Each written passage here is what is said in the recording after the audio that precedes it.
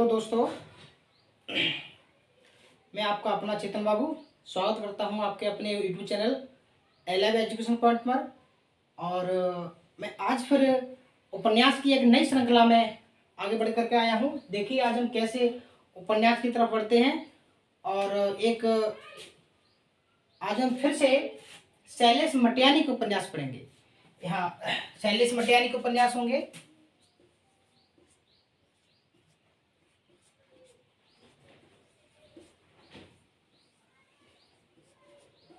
ऊपर का हाथ कम दिख रहा है।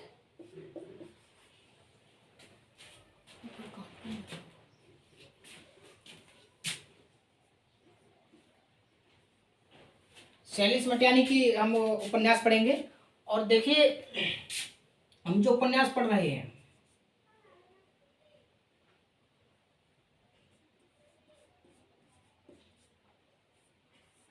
जो ये हम उपन्यास पढ़ रहे हैं वो हमारे जो है हम आज तक उपन्यास ही पढ़ते चले आ रही हैं। इतनी हमने आपको ट्रिक दी हैं उपन्यासों की। आज फिर हम एक नई ट्रिक के साथ आए हैं। और देखिए उपन्यास की शैलेश मटियानी के उपन्यास जो है समथिंग 32 उपन्यास हैं। और 32 उपन्यासों को हमने एक कहानी के माध्यम से हमने इसको संजोने की एक कोशिश की है, याद करने की कोशिश की है। अगर आप इस तरह से याद रखते हैं तो आप याद रख पाएंगे और आपको रटने की जरूरत नहीं पड़ेगी। देखिए कैसे हम याद करेंगे इसको। पहले ये आपके शैलेश मटियानी का जो है उपन्यास, उसकी ट्रिक है, ठीक है। और ये ट्रिक है एक कहानी के माध्यम से, कहानी के माध्यम से ट्रिक है। इसको आप देख लो एक बार। यहाँ पर है शैलेश मटियानी, ठीक है। शैलेश मटियानी से शैलेश का नाम लिया हुआ है, जिससे आपको ये याद रहेगा कहाँ है, ये शैलेश मटियानी का है। शैलेश को पुनर्जन्म के बाद 2 दुखों का सुख मिला। शैलेश को क्या हुआ, शैलेश को पुनर्जन्म के बाद 2 दुखों का एक सुख मिला। वो रामकली और सावित्री के साथ, वो रामकली और सावित्री के साथ बोरीवली से बोरी बंदर चंद औरतों का शहर माया सरोवर में पहुंचा। कौन, शैलेश। शैलेश का क्या हुआ था, पुनर्जन्म हुआ था, है ना। शैलेश का पुनर्जन्म हुआ तो शैलेश पुनर्जन्म के बाद 2 दुखों का उसको एक सुख मिला।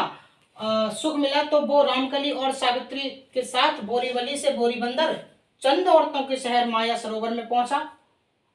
वहीं एक रात रुका, वहां पर एक रात में। अब क्या हुआ, वहीं एक रात में बर्फ गिर चुकने के बाद, वहां बर्फ गिर रही थी, तो बर्फ गिर चुकने के बाद उगते सूरज की किरणें देखी।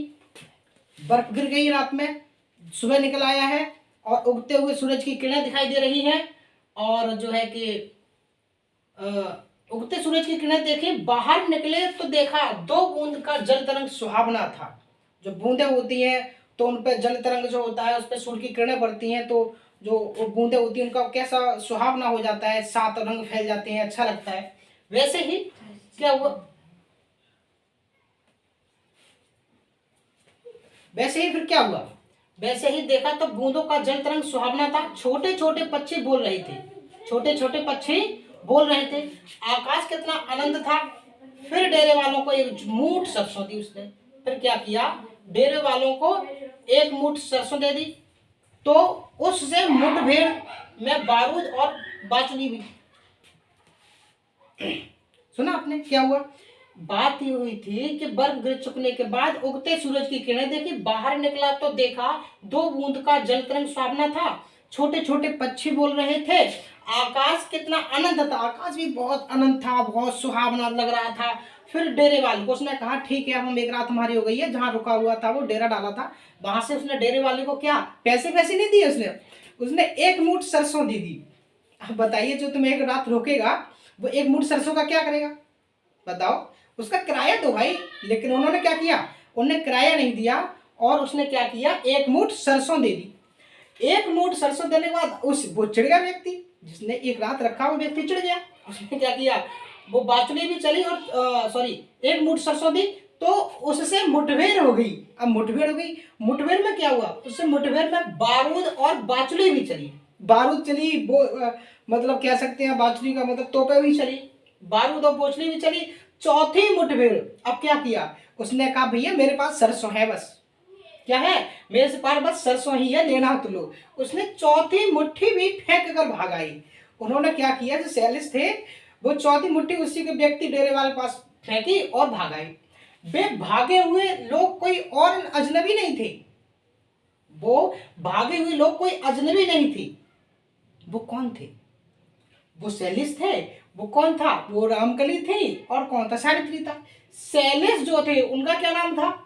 उनका नाम था गोपली कपूरन। रामकली थी, उनका नाम नागवल्लरी था। और सावित्री का नाम सर्पगंधा था। तो वो कौन थे?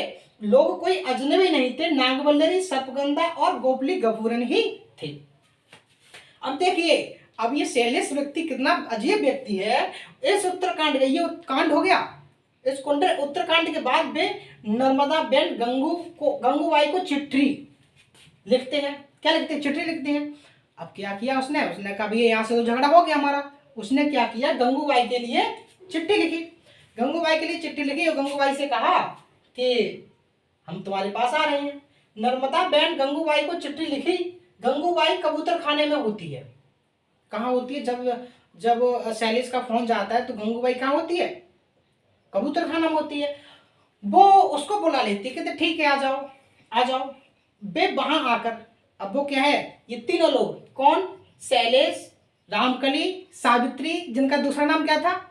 गोपली कपूरन, और क्या था? सर्पगंधा, और क्या था? नागवल्लरी। ये तीनों लोग क्या करते हैं? वहां पहुंच जाते हैं। वो बुला लेती है। वे वहां आकर अब क्या करते हैं? बहुत अच्छी तरह से मुख धोते हैं, मुंह धो लेते हैं, मुख सरोवर के हंस की तरह करके, जैसा हंस होता है, हंस की तरह एकदम अच्छा चिकना गोरा करके मुंह करके। और वो क्या करते हैं? 52 नदियों के संगम पर पहुंच जाती है। 52 नदियों की घूमने तो गए थे वो, है ना? तो 52 नदियों के संगम पर पहुंच जाते। वहां देखते हुए क्या कहते हैं? वहां देखते जाते हैं और कहते हैं कि तिरिया भली न काठा की। देख रहे हो? तिरिया भली न काठा की। अब बताओ, जो तिरिया तुम्हारा साथ दे रही है, जो तिरिया ने तुम्हें बुलाया, तुम्हें अपने पास रखा, और तुम उस तिरिया से कह रहे हो तिरिया भली न काठा की। गलत बात है कि नहीं है? चलिए, ऐसे ही हमारी पूरी ट्रिक हुई। एक बार फिर से देख लेते हैं कहानी के माध्यम से। आपको ये लगेगा ये कहानी में लिख रहा हूं, लेकिन कहानी नहीं है, ये एक उपन्यास याद करने की ट्रिक है। इसमें सारे 32 उपन्यास आ गए हैं। इसमें सारे 32 उपन्यास आ गए हैं। सैलिस को पुनर्जन्म, एक बार फिर से देख लेते हैं। सैलिस को पुनर्जन्म के बाद 2 दुखों का सुख मिला। वो रामकली और सावित्री के साथ बोरी बोली से बोरी बंदर चंद औरतों के शहर माया सरोवर में पहुंचा। रात में वहीं रुका। रात में बर्फ गिर चुकने के बाद उगते सूरज की किरणें देखी। बाहर निकले तो देखा 2 बूंद का जल तरंग सुहावना था। बाहर निकले तो देखा 2 बूंद का जल तरंग सुहावना था। छोटे छोटे पक्षी बोल रहे थे। छोटे छोटे पक्षी बोल रहे थे। आकाश कितना अनंत था। फिर भी डेरे वालों को जब आनंद था, सब कुछ हो गया, सुबह उठे, डेरे वाले को एक मूठ देने लगे, भैया ये लो तुम्हारी फीस। डेरे वाला गुस्सा हो गया है। उसने कहा कि उससे मुठभेड़ हो गई। उससे मुठभेड़ होने के बाद बारूद और बाचुली भी चली, तोपें, बारूद खूब चली, लड़ाई झगड़ा हो गया। फिर उन्होंने कहा भैया मेरे पास सरसों देने के सिवाय कुछ नहीं है, बस सरसों ही है। उन्होंने एक मुट्ठी तो पहले दी तो झगड़ा हो गया। चौथी मुट्ठी भी उसी के ऊपर फेंकाई। चौथी मुट्ठी भी उसी के ऊपर फेंक दी।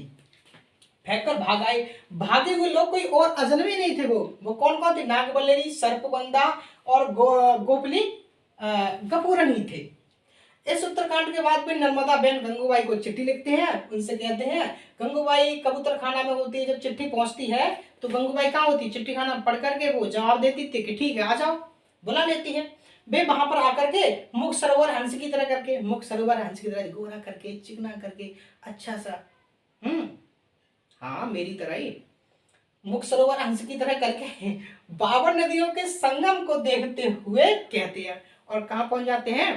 52 नदियों के संगम पर पहुंचते हुए कहते हैं, तिरिया भली न काठा की। जिस तिरिया ने संग दिया वही काठा की, तिरिया भली नहीं है। अब देखिए इसमें कौन कौन से उपन्यास है, एक नजर में आपको बता दें। देखिए यहाँ पर है पुनर्जन्म, इनका उपन्यास है। 2 दुखों का एक शहर, 2 दुखों का एक सुख, आपका सैलिस मटियान का उपन्यास है। रामकली उपन्यास है। सावित्री उपन्यास है। और यहाँ लिखा है बोरी बली से बोरी बंदर तक, ये इनका उपन्यास है। चंद औरतों का शहर, ये इनका उपन्यास है। माया सरोवर इनका उपन्यास है। और कौन सा उपन्यास है? एक रात, क्या उपन्यास है? एक रात, रात में वहीं जहाँ एक रात होगा है ना, एक रात में, यहाँ पर उपन्यास है इनका। उसके बाद बर्फ गिर चुकने के बाद, ये इनका उपन्यास है। उगते सूरज की किरणें, इनका उपन्यास है। और देखो दो बूंद, दो बूंद उपन्यास है। जल तरंग इनका उपन्यास है। और देखिए छोटे छोटे पक्षी, इनका उपन्यास है। पक्षी बोल रहे हैं, इनका उपन्यास है। आकाश कितना अनंत है, आकाश कितना अनंत है, यहाँ तक इनका उपन्यास है। यहाँ पर उपन्यास है एक मुठ सरसों, इनका उपन्यास है। मुठभेड़ इनका उपन्यास है। बारूद और बांसुरी इनका उपन्यास है। और देखिए चौथी मुट्ठी इनका उपन्यास है। ठीक है।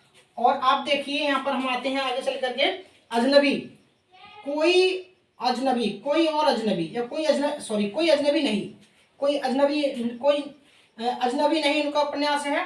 ये नागबल्ली इनका उपन्यास है। सर्पगंधा, गोपली गफूरन इनका उपन्यास है। उत्तरकांड उपन्यास है। नर्मदा बहन गंगूबाई इनका उपन्यास है। चिट्ठी से है, चिट्ठी सेन इनका उपन्यास है। गंगूबाई यहाँ पर है कबूतर खाना इनका उपन्यास है। और आपका है यहाँ पर मुख सरोवर के हंस की तरह, यह भी इनका उपन्यास है। मुख सरोवर का हंस, यहाँ तक इनका उपन्यास है। 52 नदियों का संगम इनका उपन्यास है। और जो है तिरिया भली नकाठा की, इनका उपन्यास है। ये इनके समथिंग 32 उपन्यास है। चलिए, तो हमने आप लोगों को ये याद कराने की कोशिश की है एक कहानी के माध्यम से। अगर आप ये कहानी याद कर लेते हैं, ये छोटी सी कहानी, अगर आप इस कहानी को याद कर लेते हैं तो 32 उपन्यास आपको याद हो जाएंगे। अगर हमारी ये प्रक्रिया या हमारी जो प्रोसेस है, या फिर हम जो करना चाह रहे हैं, अगर ये आपको अच्छा लगता है और ये जो हमारी कहते हैं मेहनत है, अगर आपको अच्छी लग रही है, तो आप इस चैनल को सब्सक्राइब करें और शेयर करें और कमेंट करना ना भूलें। बहुत बहुत धन्यवाद सभी लोगों का। ऐसे ही हमारे साथ जुड़ते रहिए। हमको आपको एक अच्छी से अच्छी ट्रिक ऐसी देते रहेंगे जिससे आपको हंसी आती रहेगी। बहुत बहुत